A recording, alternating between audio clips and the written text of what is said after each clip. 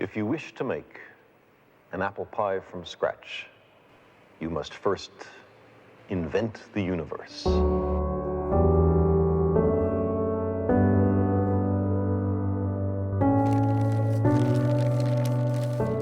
I've always loved this quote.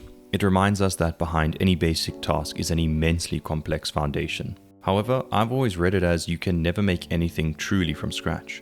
You are always modifying previous creations. There's always work that's been done before you. Although simple, this is the most useful quote for world building I've ever found. We all want our fantasy worlds to be as unique as possible, but that doesn't mean everything has to be one-of-a-kind original ideas. Take some time. Really think about what you want that core value of your story to be. For myself, it's my magic system and characters. That's the part I want to spend the utmost time on. Everything else, although important, will ultimately have to take a back seat. It doesn't mean I'm going to neglect that part of my world. It just means that I need to take responsibility and prioritize my time. I'll use fantasy food as an example. I've got restaurants and taverns in my story, so I definitely need food and scenes with characters eating food, but since I don't have a passion for food, I'm not particularly interested in designing my own. I'm just going to use dishes that I like to make at home, like a simple grilled sandwich or cheesecake for dessert. I find these dishes enjoyable to make. You could even call them comfort food. Sort of like adding a personal Easter egg, I'll just fill my world with dishes from real life that I enjoy. But if I'm already using food that exists, why bother drawing it? It's really just a bit of easy and relaxing practice. Painting simple objects with the default brush is quite calming. It's a low stakes form of enjoyment, and I doubt I'll draw each and every dish for my world. Then I thought, since I'm not creating food, maybe I should create my own drinks. But take whiskey for example.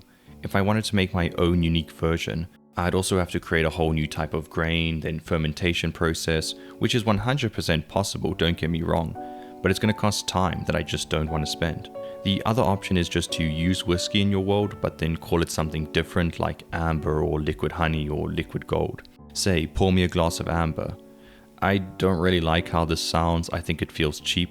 I think I'd rather spend the time making something completely new or just use what already has been created. I think the in-between is kind of the wrong choice.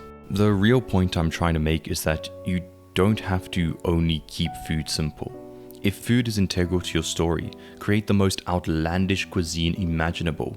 But there are those parts in your story that just aren't important. And if you force yourself to research and develop those parts you're not interested in, you're going to lose that motivation for creating your whole world. Even if you're taking it as seriously as a job. Sure, work doesn't have to be fun, but it at least has to be interesting to you. Remind yourself, what kind of story do you want to tell?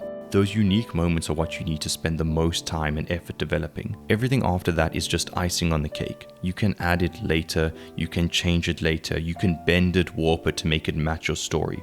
But it's that core part that you don't want to alter. You want that to be as solid as a rock. So keep it simple and focus on that core value.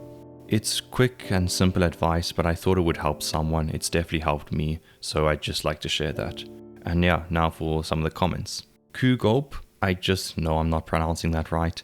They requested to bring back the old intros. This was a really nice comment to read, so I definitely did bring them back. I removed the intros previously because I didn't want to waste people's time and instead just get right to the information. I also think it was a bit egotistical having an intro. I don't know if everyone feels that way, but it was at least how I felt about it at the time. Somebody was also world building, nothing like an indefinite pronoun as a name. It's always cool to see other people's worlds. When you're surrounded by people with shared hobbies and experiences, you can bounce different ideas off one another or just admire each other's work. World building is a difficult process and you don't want to do that in isolation. Nothing good gets created in a vacuum, and it's the same for all creative projects. Actually most companies in general. You just can't do a lot of this work alone. It's always better when you have a team. As always, I appreciate all the comments and I'll see you in the next one. Thanks guys.